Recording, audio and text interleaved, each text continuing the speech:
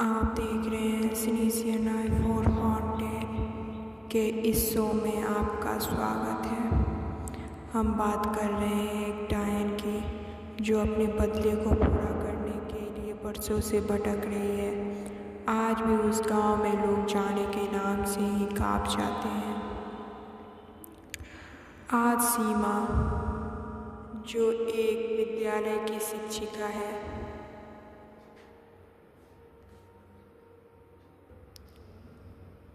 उसी गांव के पास सीतापुर जाने वाली थी। इसीलिए सीमा उसी गांव के पास वाले स्टेशन पर उतर जाती है।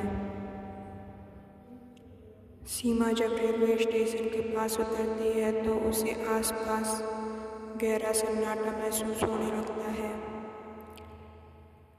सीमा ने अपने घड़ी में समय देखा तो घड़ी में 5:30 बज रहे थे। उस रेलवे स्टेशन पर कोई यात्री नहीं रुका। रेलवे स्टेशन पूरा खाली और सन्नाटे से भरा हुआ था। सीमा ने आगे जाकर कुछ लोगों को देखा जो स्टेशन के स्टाफ थे। सीमा ने उन स्टाफ से पूछा, भैया यहाँ से कोई बस या गाड़ी सीतापुर के लिए जाती है क्या? वहाँ के उन स्टाफ ने कहा, दीदी तुम्हें यहाँ से कोई गाड़ी नहीं मिलेगी और हम लोग भी 6 बजे यहाँ से चले जाते हैं। सीमा बड़े अफसोस के साथ बोलती है, मुझे तो सीतापुर के लिए जाना था, इसीलिए मैं इस स्टेशन पे उतर गई। सीमा सोचते हुए स्टेशन की ओर देखने लगी। फिर सीमा ने स्टाफ से पूछा, भैया इस गांव के उस पार ही है ना सीतापुर? स्टाफ ने कहा, हाँ दीदी, 15 मिनट का रास्ता है पैदल। फिर स्टाफ ने कहा, अच्छा दीदी मैं चलता हूँ, नहीं तो अंधेरा हो जाएगी और वो आ जाएगी। मैं जा रहा हूँ। और स्टाफ वहाँ से चला गया।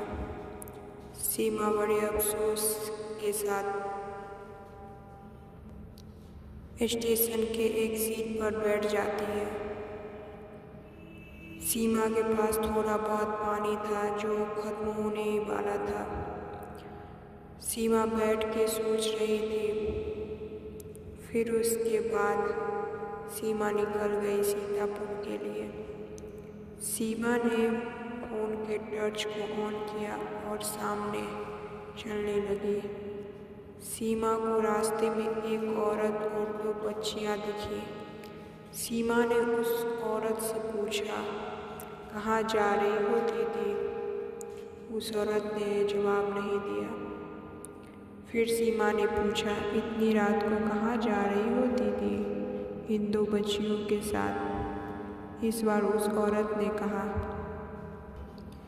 पानी भरने गई थी, अंधेरा हो गया है, घर जा रही हूँ। फिर उस औरत ने सीमा से पूछा, तुम कहाँ जा रही हो? इतनी रात हो गई है और अंधेरा भी हो गया है। ये सब बात करते हुए सीमा और वो औरत एक दूसरे के साथ चलने लगी।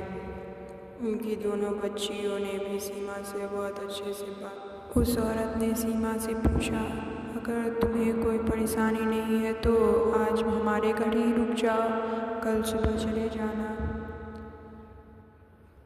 सीमा ने सोचते हुए उस औरत से कहा, ठीक है, आज आपके घर रुक जाती हूँ, कल सुबह मैं अपने घर के लिए निकल जाऊँगी सीतापुर। वो दोनों बच्चियाँ सीमा के साथ चलने लगती हैं। सीमा और उन बच्चियों ने एक दूसरे से बहुत बात की। सीमा उनके साथ आगे चलती जा रही थी। उसी समय एक बाइक वाला आदमी जा रहा था।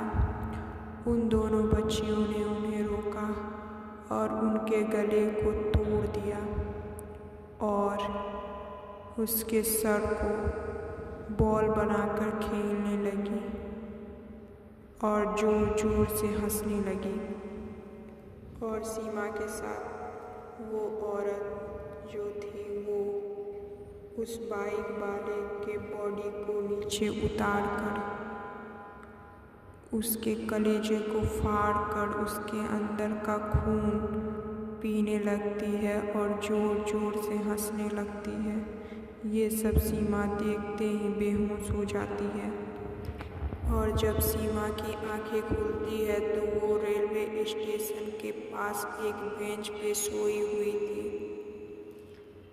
सीमा जब अपने आसपास देखती है तो बहुत भीड़ जमा हुआ होता है और सुबह हो गई होती है। वहाँ के लोग सीमा से पूछते हैं, तुम जिंदा कैसे बच गई इस रेलवे स्टेशन पे? सीमा ने कुछ जवाब नहीं दिया। कुछ समय रुकने के बाद सीमा की ट्रेन आ जाती है। अब सीमा सीतापुर के लिए निकल जाती है। जब सीमा ने सीतापुर के लोगों से ये बात कही तो वहाँ के लोगों ने कहा, आज से बहुत साल पहले एक पंचायत हुआ करता था जिसमें एक मुखिया हुआ करता था। उसकी पत्नी ने पहले एक बेटी को जन्म दिया जिससे मुखिया बहुत गुस्सा हुआ। लेकिन जब दूसरी बार उसकी पत्नी ने एक बेटी को जन्म दिया तो मुखिया ने 2 बच्चियों के साथ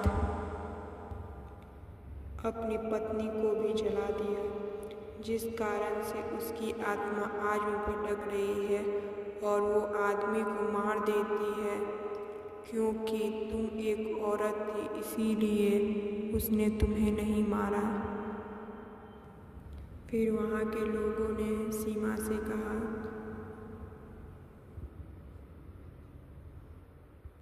तुम बहुत किस्मत वाली थी, शायद इसीलिए तुम बच गई।